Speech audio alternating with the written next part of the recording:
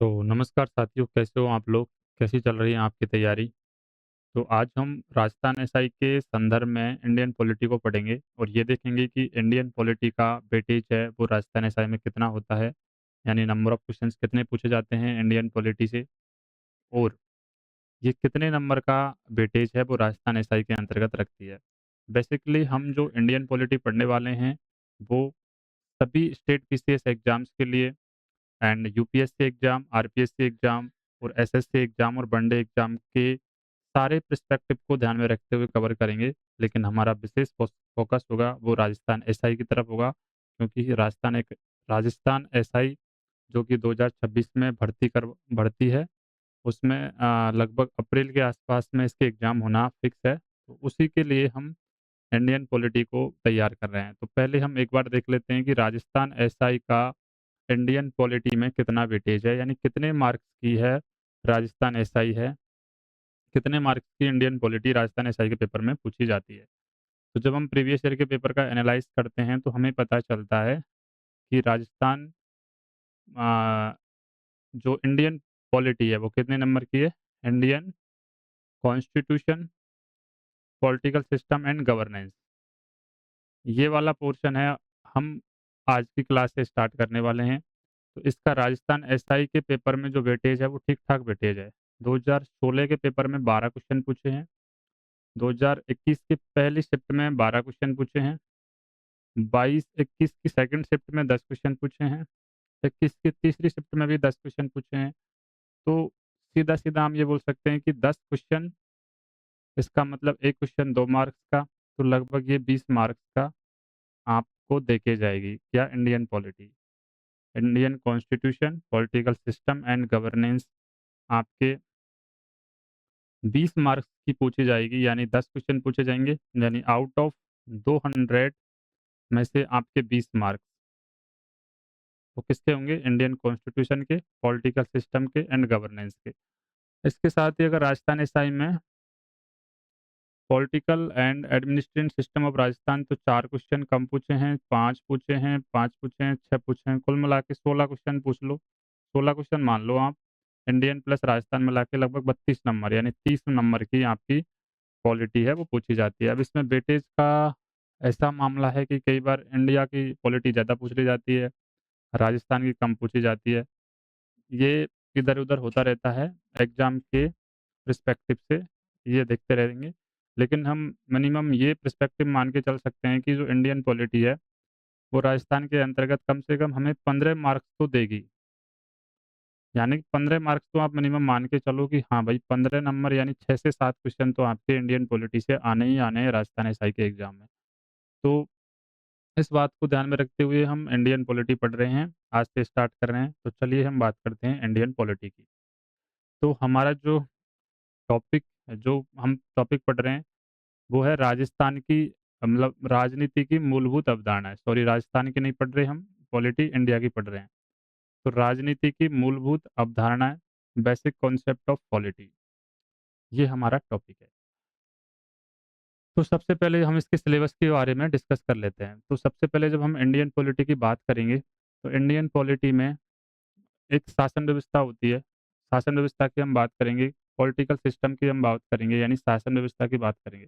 आप इस चीज़ को कुछ ऐसे ही रिलेट कर सकते हो जैसे आपके घर की कुछ शासन व्यवस्था होती है, उसमें मम्मी संचालित करती है या पापा संचालित करते हैं।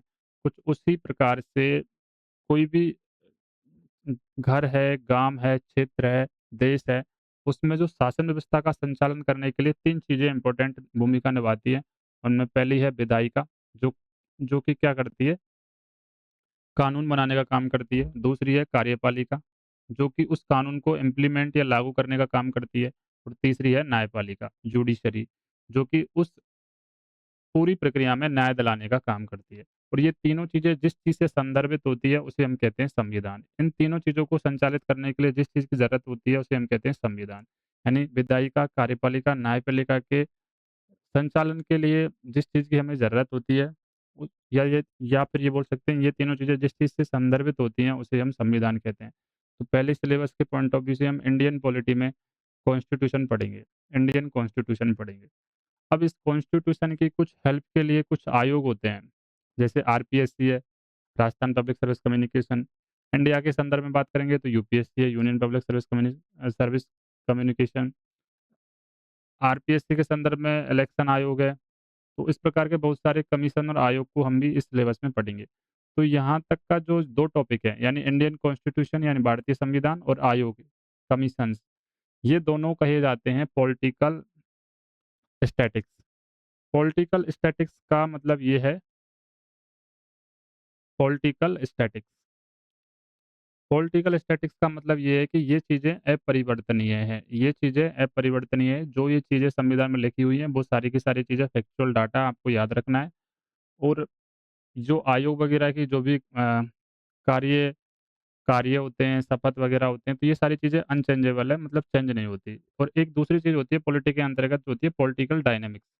तो हम मेजरली इंडियन पॉलिटी को 3 पार्ट में डिवाइड करके पढ़ते हैं। पहला पार्ट होता है शासन व्यवस्था, दूसरा पार्ट होता है कमीशंस या आयोग, और तीसरा पार्ट होता है पॉलिटिकल डायनामिक्स।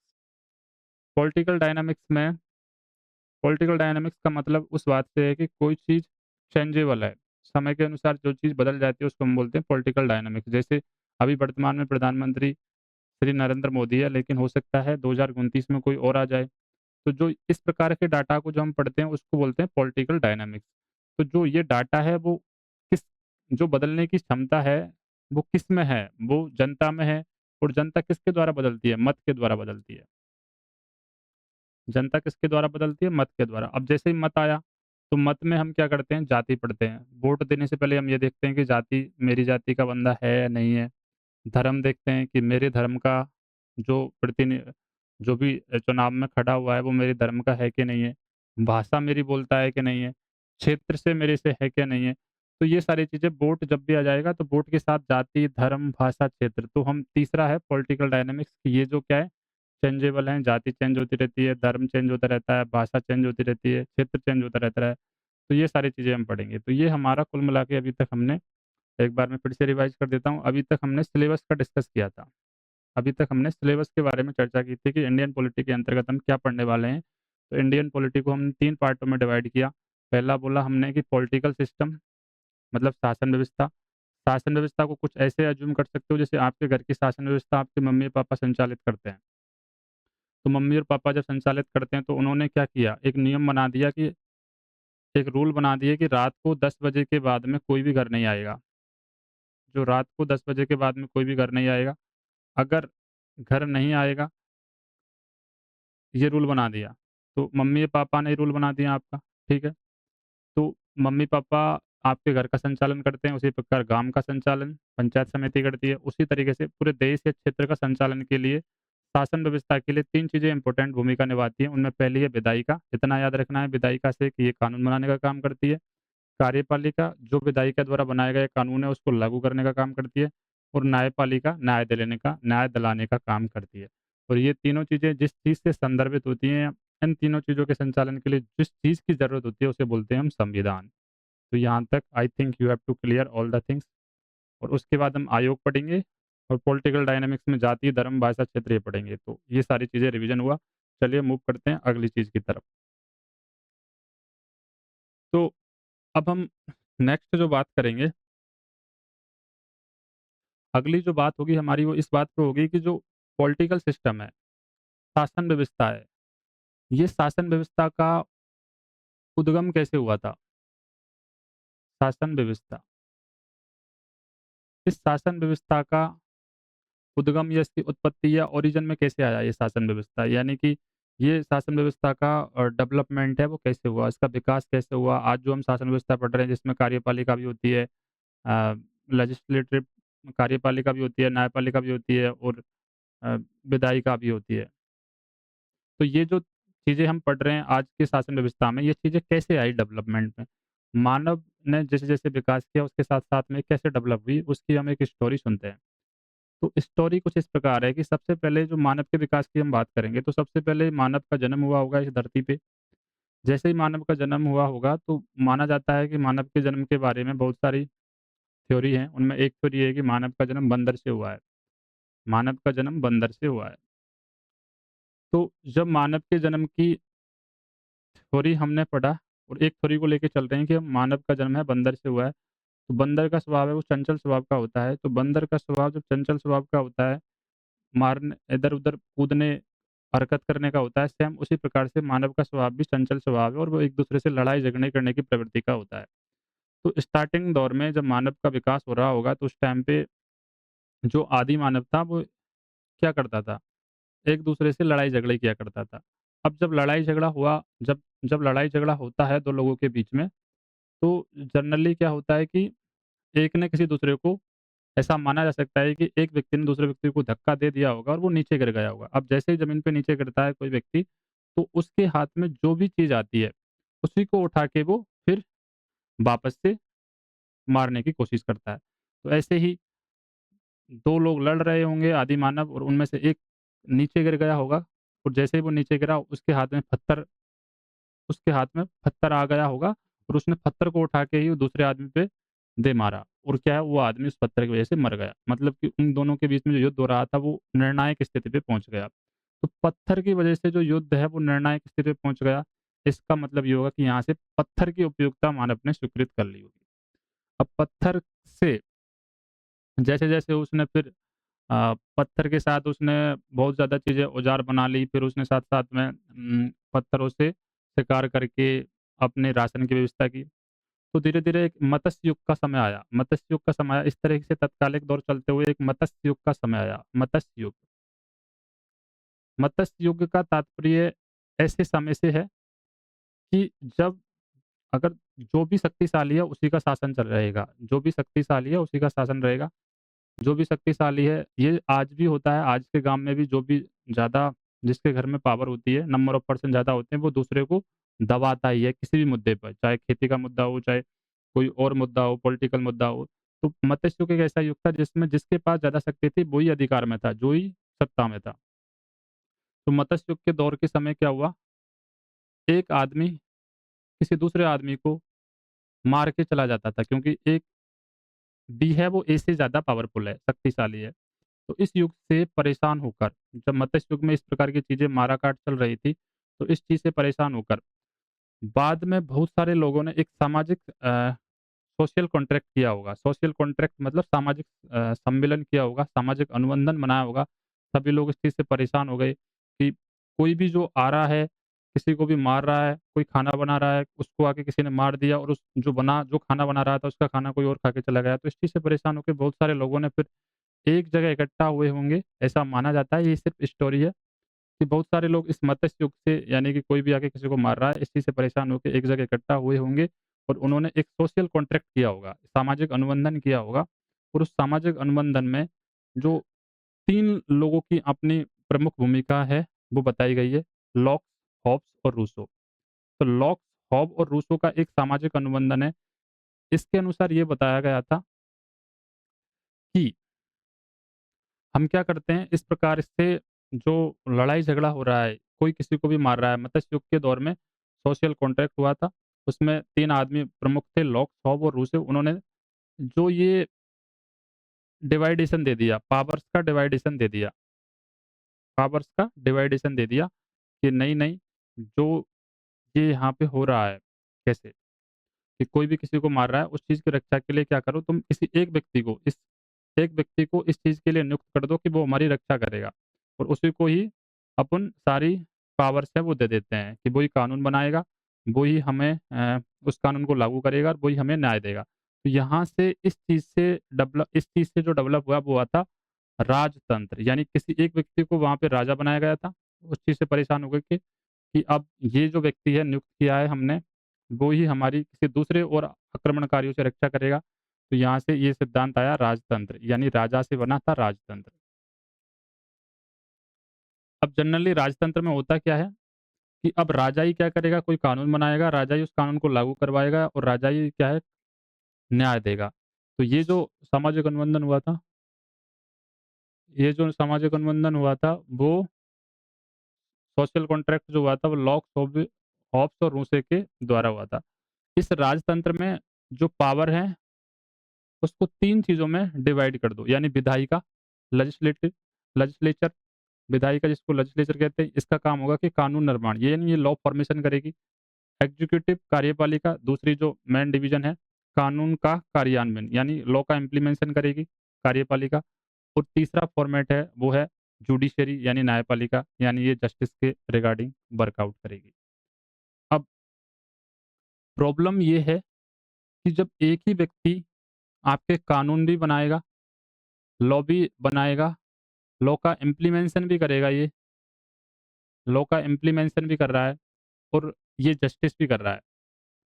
तो जब एक ही व्यक्ति कानून भी बना रहा है, लॉ को कानून का कार्यान्वयन भी कर रहा है और न्याय भी कर रहा है, तो कहीं न कहीं ये चीज़ें सही नहीं है। क्योंकि वो जो कानून बनाएगा, जो व्यक्ति होगा, ये जो ये तीनों काम करेगा, वो फिर क्या हो जाएगा, तानाशाही हो जाएगा, वो निरंकुश हो जाएगा, निरंकुश हो जाएगा। तो इस चीज़ से बड़े परेशान रहे। थोड़े दिन बाद कुछ हद तक लोगों को राहत तो मिली।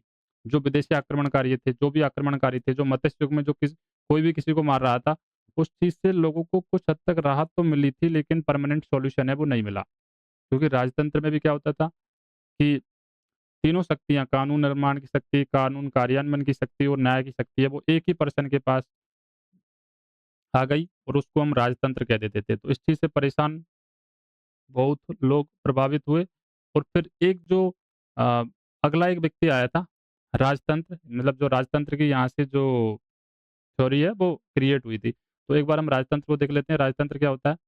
राजतंत्र इसको मोनार्की बोलते हैं। यहाँ से इम्पोर्टेंट है, थ्योरी वगैरह कुछ नहीं है, वो आपको समझ में आई तो ठीक है, नहीं समझ में आई तो और भी ठीक है। ये इम्पोर्टेंट है राजतंत्र में होता क्या है बेसिकली। राजतंत्र में जो शासन व्यवस्था के 3 अंग होते हैं, विधायिका, कार्यपालिका और न्यायपालिका। ये तीनों के तीनों एक ही व्यक्ति, एक ही पर्सन के हाथ में होती है। उसे ही हम राजतंत्र कह देते हैं। तो राजतंत्र में शासन की तीनों शक्तियाँ राजा में निहित होती है, यानी राजा के पास होती है, अर्थात शक्तियों का केंद्रीकरण होता है। इसलिए राजा प्राय निरंकुश हो जाता है। तो ये यहाँ से इम्पोर्टेंट हो सकता है कि राजतंत्र में शक्तियों का केंद्रीकरण होता है। केंद्रीकरण शक्तियों का केंद्रीकरण से मतलब क्या है? सेंट्रलाइज़ेशन ऑफ पावर। सेंट्रलाइज़ेशन ऑफ पावर का मतलब है, ये आपको याद रखना है, ये कीवर्ड्स है। यहाँ से क्वेश्चन बन सकता है, स्टेटमेंट वाइज़ क्वेश्चन पूछ सकता है कि राजतंत्र में शक्तियों का पृथक्करण होता है, राजतंत्र में शक्तियों का विकेंद्रीकरण होता है, राजतंत्र में शक्तियों का केंद्रीकरण होता है, इनमें से कौन-सा कथन सत्य है? तो राजतंत्र में क्या होता था, सेंट्रलाइज़ेशन ऑफ पावर, शक्तियों का केंद्रीकरण होता है, यानी शक्तियाँ एक केंद्र की तरफ जाती हैं। जैसे ये विधायिका कानून बनाने की शक्ति किसके पास है? मोनार्क के पास है। उसको कानून को कार्यान्वयन करने की शक्ति राजा के पास है और न्याय देने की शक्ति भी राजा के पास है। जो तीनों शक्ति हैं वो सेंट्रलाइज़ हो रही है, यानी एक ही तरफ आ रही है, तो उसको बोलते हैं केंद्रीकरण होना, शक्तियों का केंद्रीकरण होना। और इससे क्या होगा? इससे राजा क्या निरंकुश होगा, उस पे कोई भी अंकुश नहीं होगा। वो तानाशाह होगा, ऑटोक्रेट होगा, वो मनचाहे अपने डिसीज़न देगा, मनचाहे तरीके से रूल बनाएगा, मनचाहे तरीके से न्याय देगा। तो ये राजतंत्र में होता था। या तो एक बार मैं फिर से रिवाइज़ कर देता हूँ। राजतंत्र में जो शासन व्यवस्था के जो तीनों अंग होते हैं, विधायिका, कार्यपालिका, न्यायपालिका, वो एक ही व्यक्ति के अंडर में होते हैं और ऐसा होने को हम बोलते हैं शक्तियों का केंद्रीकरण होना। और इससे राजा है, जो पर्सन है जिसके पास में विधायिका, कार्यपालिका और न्यायपालिका की शक्ति है, वो क्या हो जाता है, निरंकुश या तानाशाह बन जाता है। तो ये चीज़ आपको क्लियर हुई। चलिए मूव करते हैं अगले चीज़ की तरफ। अब इस राजतंत्र को हम थोड़ा और डिटेल में चेक कर लेते हैं, डिटेल में पढ़ लेते हैं। क्योंकि इम्पोर्टेंट चीज़ क्या है, हमको रिटन पेपर भी देना होता है। कई बार तो रिटन में लिखना होता है, तो रिटन में लिखना होता है तो उस चीज़ के लिए हमें याद करने की ज़रूरत पड़ती है। तो राजतंत्र वह शासन व्यवस्था है जिसमें राजा की सारी शक्तियाँ राजा के हाथ में होती है। मतलब सॉरी, यहाँ पे राजा की सारी शक्तियाँ नहीं होती है, शासन की सारी शक्तियाँ होंगी, या राज्य की, सही है, ये राज्य वर्ड के संदर्भ में तो ये सही सेंटेंस है। राजतंत्र वह शासन व्यवस्था है जिसमें राज्य की सारी शक्तियाँ राजा, किंग या मोनार्क के हाथ में होती है। दैट्स क्लियर, कोई दिक्कत वाली बात नहीं। राजतंत्र की विशेषता क्या होती है? तीनों शक्तियाँ राजा में निहित होती हैं। तीनों शक्तियों से हमारा तात्पर्य है कि विधायिका यानी कानून बनाने की शक्ति राजा के पास निहित होगी।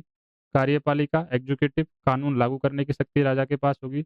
न्यायपालिका जुडिशरी न्याय देने की शक्ति है वो राजा के पास निहित होगी। राजा निरंकुश होगा, एब्सोल्यूट पावर होल्डर होता है। राजतंत्र में राजा निरंकुश होता है, एब्सोल्यूट पावर होल्डर होता है और जनता का शासन में सीधा कोई योगदान नहीं होता। ये स्टेटमेंट है, ये भी आपको याद रखना है। जनता का शासन में सीधा कोई योगदान नहीं होता राजतंत्र में, लेकिन लोकतंत्र में जनता का शासन में सीधा अप्रत्यक्ष रूप से योगदान होता है। प्रत्यक्ष का सीधा ही मान सकते हो आप लोकतंत्र में। तो ये चीज़ आपकी क्लियर हुई। अब इस चीज़ से परेशान हो गए, राजतंत्र से नेक्स्ट मूव करते हैं कि राजतंत्र की जो थ्योरी थी, ये राजतंत्र से बहुत सारे लोग क्या है, कुछ लोगों को काफ़ी हद तक राहत मिली, जो अचानक से मत्स्य युग चल रहा था, उसमें कोई भी किसी को आके मार-काट कर रहा था, उस चीज़ से तो काफ़ी हद तक राहत मिली। लेकिन दिक्कत तो यही थी कि ना किसी एक व्यक्ति के हाथ में पावर जाने से क्या है, वो निरंकुश हो जाएगा। तो इस चीज़ से परेशान हो गए बहुत सारे जो समाज में लोग हैं परेशान हुए और फिर इस चीज़ का सॉल्यूशन निकालने के लिए एक फ्रांसीसी विचारक थे मोंटेस्क्यू ने शक्ति पृथक्करण का सिद्धांत किया। तो इस व्यक्ति को आपका नाम याद रखना है, कौन व्यक्ति था ये मोंटेस्क्यू, कहाँ का व्यक्ति था? फ्रांसीसी व्यक्ति था। इससे रिलेटेड क्वेश्चन से कई बार पूछे जाते हैं। जो शक्ति पृथक्करण का सिद्धांत है, ये जो कीवर्ड है, ये शक्ति पृथक्करण का सिद्धांत concept of separation of power, ये लोकतंत्र की नींव बोल सकते हैं इसको। लोकतंत्र यहीं से डेवलप हुआ था। तो फ्रांसीसी विचारक था, ये विचारक कहाँ का था? मोंटेस्क्यू फ्रांसीसी विचारक था। ये स्टेटमेंट आपको याद रखना है, फैक्चुअल डाटा है, याद रखना है। नाम याद रखना है मोंटेस्क्यू। कैसा सिद्धांत दिया उसने? शक्ति पृथक्करण का सिद्धांत दिया, अर्थात शासन की तीनों शक्तियों को पृथक-पृथक यानी अलग-अलग कर देना चाहिए। अतः लोकतंत्र शक्ति पृथक्करण पर आधारित है। तो ये क्वेश्चन पूछा जाता है कि लोकतंत्र किस सिद्धांत पर आधारित है? ये क्वेश्चन बहुत बार पूछा गया है एग्जाम में कि लोकतंत्र किस सिद्धांत पर आधारित है? तो लोकतंत्र शक्ति पृथक्करण के सिद्धांत पर आधारित है। शक्ति पृथक्करण के सिद्धांत का मतलब है सेपरेशन ऑफ पावर, यानी जो किसी भी शासन व्यवस्था की तीनों शक्तियाँ हैं, जो कार्यपालिका है, विधायिका है और न्यायपालिका है, उसको एक आदमी के हाथ में ना देकर उसको अलग-अलग आदमी के हाथ में दे दी जाए। उसे कहते हैं शक्ति पृथक्करण का सिद्धांत, यानी शक्तियों का आप बँटवारा कर दो। कानून बनाने का काम किसी और को दे दो, कानून लागू करने का काम किसी और को दे दो और न्याय देने का काम है वो किसी और को दे दो और इन तीनों में एक-दूसरे से क्या कर दो? अलग-अलग कर दो। एक-दूसरे से बिल्कुल अलग-अलग कर दो, तो उसे कहते हैं शक्ति पृथक्करण का सिद्धांत। तो जो मैं एक बार फिर से रिवाइज़ कर देता हूँ। लोकतंत्र शक्ति पृथक्करण के सिद्धांत पर आधारित है, ये स्टेटमेंट आपको याद रखना है। मोंटेस्क्यू ने ये सिद्धांत दिया था। मोंटेस्क्यू कहाँ का रहने वाला था? फ्रांसीसी विचारक था ये। तो ये इम्पोर्टेंट है। अब इसी चीज़ को हम डेप्थ में एनालाइज़ करते हैं। तो मोंटेस्क्यू का सिद्धांत, Montesquieu theory of separation of power important है, इसलिए हम इसको बार-बार पढ़ रहे हैं।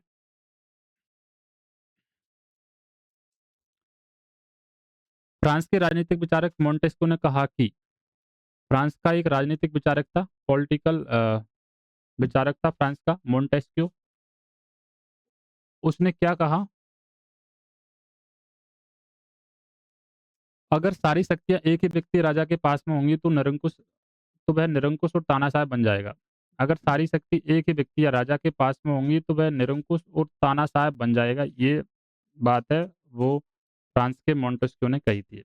इसलिए शासन की तीनों शक्तियाँ, विधायिका कानून बनाने का काम करने वाली संस्था, कार्यपालिका कानून को कार्यान्वित करने की संस्था और न्यायपालिका न्याय देने की संस्था को अलग-अलग होना चाहिए।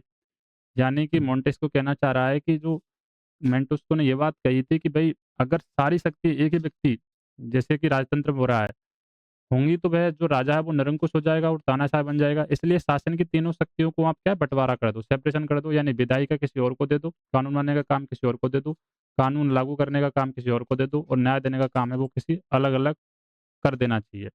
इसी विचार से आधुनिक लोकतंत्र और चेक एंड बैलेंस की नींव पड़ी।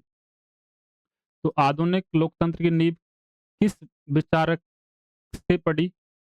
फ्रांसीसी विचारक मोंटेस्क्यू के। उसका विचार क्या था? सेपरेशन ऑफ पावर, शक्ति पृथक्करण का सिद्धांत। और इसको चेक एंड बैलेंस का मतलब होता है कि एक दूसरे की कमी को एक की कमी दूसरा देख सके, दूसरे की कमी को पहला देख सके। यानी एक दूसरे से इंडिपेंडेंट हो जाएँ, मतलब एक दूसरे पे आश्रित नहीं हो, यानी कार्यपालिका के काम को व्यवस्थापिका देख सके, व्यवस्थापिका के काम को कार्यपालिका देख सके, न्यायपालिका तीनों पे निगरानी करे, दोनों कार्यपालिका और विधायिका पे मतलब कार्यपालिका और विधायिका पे निगाह रख सके, उसके काम में इंटरफेयर कर सके अगर वो कुछ गलत कर रहे हैं। तो चेक एंड बैलेंस का मतलब ये होता है।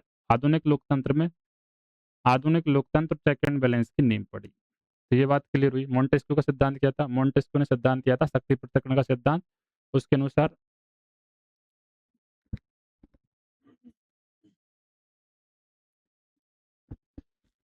मोंटेस्क्यू के सिद्धांत के अनुसार मोंटेस्क्यू का जो सिद्धांत था वो शक्ति पृथक्करण का सिद्धांत था। उसके अनुसार जो अगर शासन व्यवस्था की तीनों शक्तियाँ एक ही व्यक्ति में निहित कर दी जाएँगी, तो जो व्यक्ति है वो तानाशाह या फिर निरंकुश हो जाएगा। इसलिए शासन व्यवस्था की तीनों शक्तियों को अलग-अलग पृथक कर देना चाहिए। इसी विचार से आधुनिक लोकतंत्र चेक एंड बैलेंस की नींव पड़ी, यानी आधुनिक लोकतंत्र की जो नींव है, वो शक्ति पृथक्करण के सिद्धांत पर पड़ी। जो मोंटेस्क्यू ने दिया था, वो फ्रांस का रहने वाला था। तो यहाँ तक चीज़ें क्लियर हुई। मूव करते हैं नेक्स्ट। अब यहाँ से शक्ति पृथक्करण के सिद्धांत के बाद में जो टॉपिक आता है, वो बन जाएगा लोकतंत्र। जो लोकतंत्र की हम बात करेंगे अभी पॉलिटी में, डेमोक्रेसी। तो लोकतंत्र वही सेम है जैसे राजतंत्र होता था। अब राजतंत्र में क्या होता था, वही शासन व्यवस्था थी एक राजतंत्र। उसमें शासन के तीनों जो अंग थे, 3 प्रमुख अंग होते हैं, विधायिका, कार्यपालिका और न्यायपालिका। वो एक ही व्यक्ति में निहित होती थी। लेकिन अब मोंटेस्क्यू की शक्ति पृथक्करण सिद्धांत को आधार मानते हुए अब लोकतंत्र की जो शब्दावली है, लोकतंत्र का जो विकास हुआ है, लोकतंत्र का नया फ़ॉर्मूला क्रिएट हुआ था और उस लोकतंत्र के नए फ़ॉर्मूले में विधायिका, कार्यपालिका, न्यायपालिका को अलग-अलग व्यक्तियों को सौंपा गया था। तो विधायिका जिसमें क्या होती है, संसद होती है और राज्य विधानमंडल होता है। तो विधायिका क्या है, दोहरी है। ये इंडिया की बात कर रहे हैं हम। संसद होती है विधायिका में, संसद भी होता है और राज्य विधानमंडल भी होता है, वो विधायिका में आ जाता है।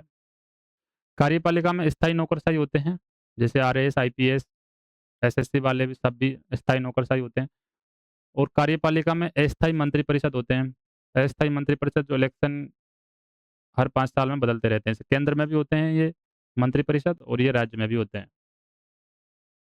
न्यायालय उच्चतम तथा उच्च न्यायालय। न्यायालय तो यहाँ पे देखो विधायिका से 2 चीज़ निकल रही हैं, संसद भी निकल रही है इससे, एक तो संसद निकल रही है, एक राज्य विधानमंडल निकल रहा है। कार्यपालिका से 2 चीज़ निकल रही हैं, स्थायी नौकरशाही और अस्थायी मंत्रिपरिषद और न्यायपालिका से सिर्फ़ एक ही है। तो इस बात का मतलब क्या हुआ? अगर आप थोड़ा-सा आगे मैं आपको पढ़ाऊँगा, समझाऊँगा कि जो इंडियन लोकतंत्र है, भारत की जो डेमोक्रेसी है, उसमें विधायिका दोहरी विधायिका है। दोहरी विधायिका है, यानी भारत में दोहरी विधायिका है, मतलब भारत में संसद मतलब जो स्टेट और विधायिका का काम क्या होता है? कानून बनाने का काम होता है। तो भारत में संसद में भी कानून बनता है, भारत में राज्य विधानमंडल में भी कानून बनता है। तो दोहरी विधायिका है। वो अपने-अपने सुविधानुसार कानून बना सकते हैं। कार्यपालिका ये स्थायी नौकरशाही की वजह से नहीं है। कि आम बोलते हैं कार्यपालिका की भी दोहरी कार्यपालिका होती है इंडिया में, लेकिन ये स्थायी नौकरशाही की वजह से नहीं होती है, इनका कोई अस्तित्व नहीं होता। जो पूरा की पूरी जो पावर में होती है कार्यपालिका, वो होती है मंत्रिपरिषद यानी सरकार। सरकार पावरफुल होती है। अस्थायी मंत्रिपरिषद होते हैं, वो केंद्र में भी होते हैं और राज्य में भी होते हैं, यानी अलग-अलग होते हैं। तो इसलिए दोहरी कार्यपालिका भी इंडिया में होती है और न्यायपालिका है वो एकल न्यायपालिका है। तो क्योंकि जो सुप्रीम हाई कोर्ट के फैसले को सुप्रीम कोर्ट है वो चेंज कर सकता है। तभी तो लोग बोलते हैं कि मैं अगर मेरे को हाई कोर्ट से सैटिस्फैक्शन नहीं मिला तो मैं सुप्रीम कोर्ट में जा सकता हूँ। तो न्यायपालिका एकल न्यायपालिका है। तो इस चीज़ को हम आगे देखते हैं और आगे पढ़ते हैं, पता चल जाएगा आपको। तो अभी हम इसको डिटेल में देखते हैं लोकतंत्र, डेमोक्रेसी।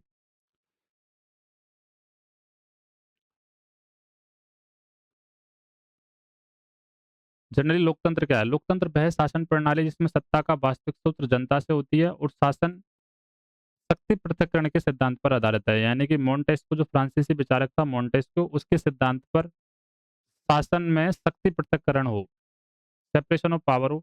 अगर बोले लोकतंत्र वह शासन प्रणाली है जिसमें सत्ता का वास्तविक सूत्र क्या हो, जनता होती है। सत्ता का वास्तविक सूत्र जनता होती है और शासन शक्ति पृथक्करण के सिद्धांत पर आधारित होता है। उसे हम लोकतंत्र कह देते हैं। तो ये जो अपन बोलते थे ना 7वीं 8वीं क्लास में, जनता द्वारा जनता पर किया गया शासन, ये लोकतंत्र होता है। तो अब उसको डेफ़िनेशन को थोड़ा चेंज करने की ज़रूरत है। अब डेफ़िनेशन ऐसे बोलना पड़ेगा आपको, लोकतंत्र वह शासन प्रणाली है जिसमें सत्ता का वास्तविक सूत्र जनता होती है और शासन व्यवस्था शक्ति पृथक्करण के सिद्धांत पर आधारित होती है। लोकतंत्र में 3 अंग होते हैं। पहला अंग होता है विधायिका, लेजिस्लेचर। कानून बनाने वाली संस्था को हम विधायिका कहते हैं। विधायिका 2 स्तर पर होती है। कानून बनाने वाली संस्था केंद्र स्तर पर संसद, इसको पार्लियामेंट कहते हैं। केंद्र स्तर पर कानून बनाने का काम कौन करता है? संसद। राज्य स्तर पर कानून बनाने का काम कौन करता है? राज्य विधानमंडल, स्टेट लेजिस्लेचर। तो अब आपसे पूछ सकता है कोई कि केंद्र स्तर पर कानून बनाने का काम कौन करता है? संसद, जिसको बोलते हैं पार्लियामेंट। राज्य स्तर पर कानून बनाने का काम कौन करता है? राज्य विधानमंडल, जिसको बोलते हैं स्टेट लेजिस्लेचर। तो कानून बनाने वाली संस्था इंडिया के अंतर्गत 2 हैं। केंद्र में भी कानून बन सकता है इंडिया में, और स्टेट में भी कानून है वो बन सकता है। तो जब 2 तरीके से जो राज्य विधानमंडल भी कानून बना सकता है अपने अनुसार, और संसद भी कानून बना सकती है अपने अनुसार, तो ये विधायिका लोकतंत्र में 3 अंग होते हैं। इंडिया की जब हम बात कर रहे हैं, विधायिका में 2 विधायिका होती हैं, केंद्र स्तर पर संसद होती है, राज्य स्तर पर राज्य विधानमंडल होती है। बात क्लियर हुआ? कार्यपालिका, दूसरी होती है कार्यपालिका एग्जीक्यूटिव, कानून को लागू करने और प्रशासन चलाने वाली संस्था को हम कार्यपालिका कहते हैं। यानी कानून जो बना था विधान जो कानून बनाया था विधायिका द्वारा, लेजिस्लेचर द्वारा जो कानून बनाया गया था, उस कानून को लागू करने और प्रशासन चलाने चलाने वाली संस्था को हम क्या बोलते हैं? कार्यपालिका बोलते हैं। कानून को लागू करने और तो जो ये सारे आते हैं, नौकरशाही सब इसमें होते हैं। जिस भी वैकेंसी, जिस भी पोस्ट के लिए आप तैयारी कर रहे हो, चाहे वो आरएएस हो, आरपीएससी हो, यूपीएससी हो, एसएससी हो, राजस्थान एसआई हो, तो जो भी होते हैं वो सब एग्जीक्यूटिव ऑफिसर्स होते हैं, मतलब वो एग्जीक्यूटिव एम्प्लॉयी होते हैं। तो जो वो क्या काम करते हैं? कानून को लागू करने और प्रशासन चलाने के लिए लोगों लोगों की सेवा करते हैं, या राज्य की या देश की सेवा करते हैं। ये अस्थायी होते हैं, जैसे पॉलिटिकल एग्जीक्यूटिव, जैसे एमपी एमएलए वगैरह होते हैं, ये अस्थायी होते हैं। इनका कोई फिक्स परमानेंट नहीं होता, अगर अगले इलेक्शन में ये बदल भी सकते हैं। Political executive, council of minister, ये भी अस्थायी होते हैं। अस्थायी में आते हैं मंत्रिपरिषद, काउंसिल ऑफ मिनिस्टर्स, जो चुनाव के बाद बदल सकती है। स्थायी में आते हैं परमानेंट एग्जीक्यूटिव, नौकरशाही, ब्यूरोक्रेसी या नौकरशाही, जैसे आईएएस है, आईपीएस है, आईआरएस है आदि अधिकारी जो सरकार बदलने पर भी अपनी जगह बने रहते हैं, उनको बोलते हैं नौकरशाही, ब्यूरोक्रेसी। सरकार बदल जाएगी पर वो अपनी जगह बने रहते हैं। तो कार्यपालिका में भी 2 तरीके की चीजें होती हैं, अस्थायी पॉलिटिकल एग्जू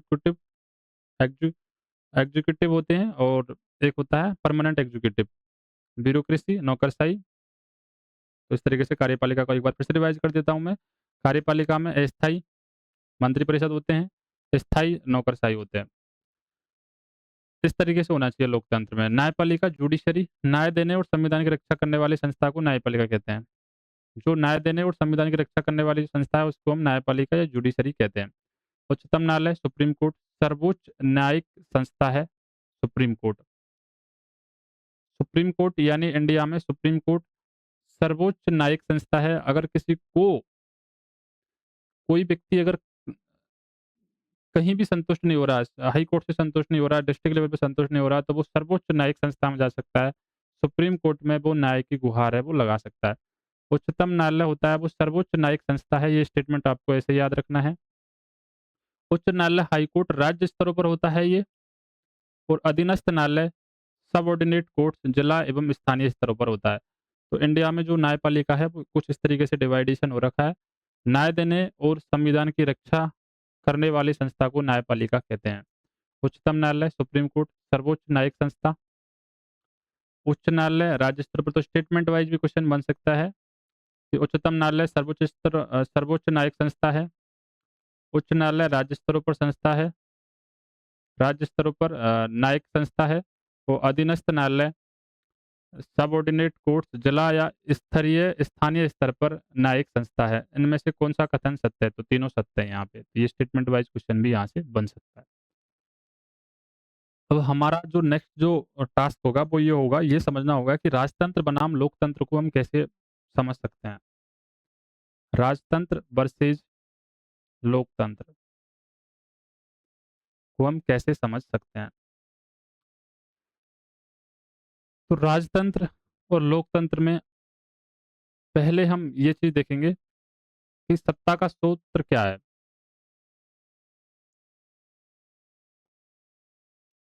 पहला पॉइंट है, राजतंत्र में सत्ता का सूत्र होता है वो राजा होता है, जबकि लोकतंत्र में सत्ता का सूत्र है वो जनता होती है। राजतंत्र में शक्तियों का वितरण, सारी शक्ति राजा में होती है, सारी शक्ति राजा में होती है राजतंत्र में, जबकि जो लोकतंत्र में शक्तियों का वितरण है वो विधायिका, कार्यपालिका और न्यायपालिका अलग-अलग अलग-अलग होता है। राजतंत्र होता है उसमें शासन प्रणाली निरंकुश या तानाशाही प्रकार की होती है, जबकि जन सहभागिता पर आधारित होती है। जो लोकतंत्र होती है उसमें शासन प्रणाली जन सहभागिता पर आधारित होती है, जन सहभागिता पर आधारित होती है। राजतंत्र में जो विचारक थे, उनके अनुसार पुर पूर्ण सत्ता पर आधारित होती है। इनका विचारक थे हॉब्स के अनुसार राजतंत्र पूर्ण सत्ता पर आधारित है और मोंटेस्क्यू के अनुसार जो शक्ति पृथक्करण पर आधारित है लोकतंत्र। तो ये इनके बीच में मेन डिफरेंस हो गया। तो यहाँ तक चीज़ें हुई क्लियर। अब नेक्स्ट की तरफ हम मूव करेंगे। उससे पहले आपको ये क्लास कैसी लगी ये आपको कमेंट में टाइप करके बताना है। और आज की क्लास में हम बस इतना ही पढ़ेंगे क्योंकि फिर ज़्यादा पढ़ने से क्या होगा उसका रिवीजन करने में हमें टाइम ज़्यादा लगेगा। और मेरा उद्देश्य ये है कि मैं इन क्लासों को इस पर्पज़ से बना रहा हूँ ताकि इनका रिवाइज़ किया जा सके, बार-बार रिवीजन किया जा सके। यानी 35 से 40 मिनट के अंतर्गत अगर क्लास हो रही है तो 2 की स्पीड पे उसका जल्दी से रिवीजन किया जा सके। तो आज की क्लास मैं यहीं रोकता हूँ। मिलते हैं अगली क्लास में। तब तक के लिए जय हिंद, जय भारत।